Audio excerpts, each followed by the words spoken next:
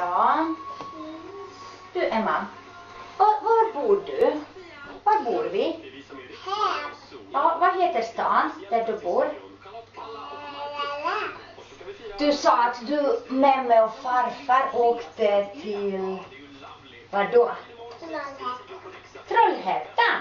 Du bor i Trollhättan. Och var bor babba? Mamma. Vad heter stan där babba bor? Banja Luka. Bra. Du pappa, kan vi räkna dina fingrar? Kan du räkna på bosniska? 1, 2, 3,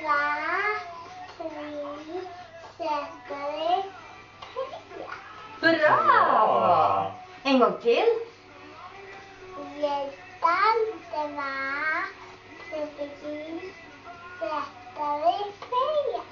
Duktig tjej! Bravo, mačkice, mamina. Budi. Budi. Budi.